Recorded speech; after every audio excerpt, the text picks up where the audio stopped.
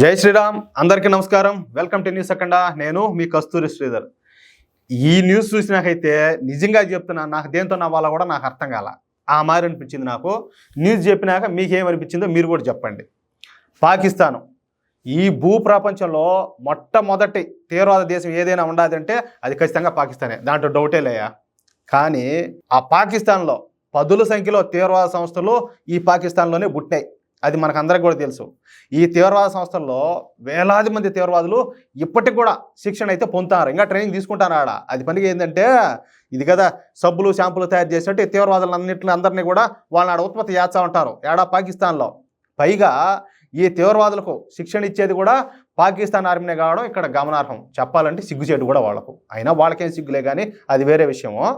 అయితే ఆల్ బహరో, Haqqani, Jaish Mohammed, Kashmir tigers, Lashkar Taiba, Hizbul Mujahideen, al Qaeda, తాలిబాన్లు, వీళ్ళంతా కూడా అంటే ఇటువంటి అనేక ప్రపంచ ప్రసిద్ధి చెందిన తీవ్రవాద సంస్థలకు పుట్టి లేదైనా ఉండాలి అంటే అది ఖచ్చితంగా పాకిస్తానే. చూడు వాళ్ళకి ఎంత గర్వంగా ఉంటుందో వాళ్ళకు. అంటే ఏం చెప్తాలో, ఇంతకంటే ఎక్కువ మాట్లాడితే మళ్ళీ బాగుండదులే. కానీ పాకిస్తాన్ ప్రజలకు తినడానికి తిండిలే, మనం ఎన్నిసార్లు చెప్పుకోవాలా. మళ్ళీ ఈ మారి అంటే కొంతమంది రోసం వచ్చింది, అది వేరే విషయంలే. అట్నే కట్టుకునేదానికి గుడ్డలే, ఉండడానికి ఇల్లులే. కానీ తీవ్రవాద సంస్థలకు, తీవ్రవాదులకు కావాల్సిన నిధులను పాకిస్తాన్ ప్రభుత్వం, అలాగే పాకిస్తాన్ ఆర్మీ, పాకిస్తాన్ గూఢాచార సంస్థ అయినటువంటి ఐఎస్ఐలు వాళ్లకు అందిస్తూ ఉంటాయి.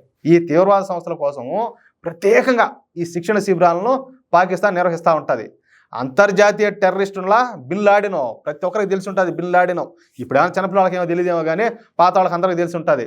ఆ బిన్ లాడెన్ను తాము దేశంలో పెట్టుకొని, అంటే పాకిస్తాన్లో పెట్టుకొని పోషించిన దేశం కూడా ఈ పాకిస్తానే. మొత్తానికి అమెరికా వాళ్ళు కూడా చేసే పని చేశారు, అది వేరే విషయం. అటువంటి పాకిస్తాన్ ఇప్పుడు ఏంటంటే ఒక విచిత్రమైన నిర్ణయం తీసుకునింది అదేంటంటే అది కూడా ఇజ్రాయెల్ విషయంలో ఈ నిర్ణయం తీసుకోవడం గమనార్హం. చూచారా, ఇజ్రాయెల్ ప్రధానమంత్రి ఈ బెంజమిన్ నెతన్యాహు ఉంటారు, ఆయన్ను అంతర్జాతీయ తీవ్రవాదిగా పేర్కొంటూ పాకిస్తాన్ ఇప్పుడు ఒక విచిత్రమైన నిర్ణయం తీసుకునేది. ఏందిరా స్వామి, ఏంది ఆయన, ఏంది అంతర్జాతీయ తీవ్రవాది ఏంది? చెప్తాలే విషయం చెప్తా ఉండండి. హమాస్ తీవ్రవాదులపై రాజీ లేని పోరాటం చేస్తున్న ఇజ్రాయెల్ ప్రధాని ఎవరు, ఈ బెంజమిన్ నెతన్యాహును తీవ్రవాదిగా గుర్తిస్తా పాకిస్తాన్ అధికారిక నిర్ణయం తీసుకునేది. అర్థమవుతుంది కదా. అంతేకాకుండా పాకిస్తాన్లో ఇజ్రాయెల్తో సంబంధాలు కలిగి ఉన్న అనేక, ఇజ్రాయెల్తో ప్రత్యక్షంగానో లేకపోతే పరోక్షంగానో ఈ వ్యాపార వాణిజ్య సంబంధాలు కలిగినటువంటి ఈ సంస్థలపై పాకిస్తాన్ అయితే ఇప్పుడు చర్యలు తీసుకుంటుంది. ఏది వద్దనేసి, అంటే ఇక ఇజ్రాయెల్తో ఉన్న అన్ని ప్రత్యక్ష పరోక్ష సంబంధాలను పాకిస్తాన్ అయితే అధికారికంగా తెగదంపులు చేసుకుంటుంది. అంతేకాకుండా పాలస్తీనా ప్రజలకు తమ దేశంలో పెద్దపీట వేస్తామని, ఎవరికే పాలస్తీనా వాళ్లకు పెద్దపీట వేస్తామని చెప్పి కూడా ప్రకటించింది. అంటే పాకిస్తాన్లో ఉండే వాళ్ళకి, ఆడ బతికే వాళ్ళ ప్రజలకు వాళ్ళకి తినడానికి తిండిలే, ఎక్కడనో పాలస్తీనాలో గాజాలో ఉండే పాలస్తీనా పౌరులకు మాత్రం అన్ని సదుపాయాలు కల్పించమని చెప్పేసి పాకిస్తాన్ ప్రభుత్వం ప్రకటించింది. చూడండి ఈ చిత్రం, ఈ కామెడీ చూడండి, ఈ కుళ్ళుబోతు కామెడీలో పాలస్తీనా పౌరులకు అనగా గాజాలో నివసించే పౌరులకు పాకిస్తాన్లో స్కూల్స్, కాలేజీలు ఏర్పాటు చేస్తామని, దీనికి తోడు ఈ గాజా పౌరులకు తమ దేశంలో ఉచితంగా మెడికల్ ఫెసిలిటీలను కల్పిస్తామని చెప్తూ పాకిస్తాన్ ప్రభుత్వం ఒక విచిత్రమైన నిర్ణయం అయితే తీసుకునేది. వింటున్నారా? అర్థమవుతుంది మీకు? అయితే ఈడ ఒక పాయింట్ ఉన్నది, అసలు పాయింట్, అది చెప్తాం మీకు. మన న్యూస్ అఖండ విశ్లేషణ ప్రకారం అయితే గాజాలో హమాస్ తీవ్రవాద సంస్థ దాదాపుగా ఎలిమినేట్ అయిపోయింది. అంటే మొత్తం ఆల్రెడీ ఇజ్రాయెల్ వాళ్ళందరినీ లేపేశారు. అయితే గాజా ప్రజలకు ప్రతిరోజు $1 మిలియన్ సాయం అయితే అందుతుంది. ఎవరు? వాళ్ళ సానుభూతి పరి దేశాల నుంచి, అందరి నుంచి కూడా.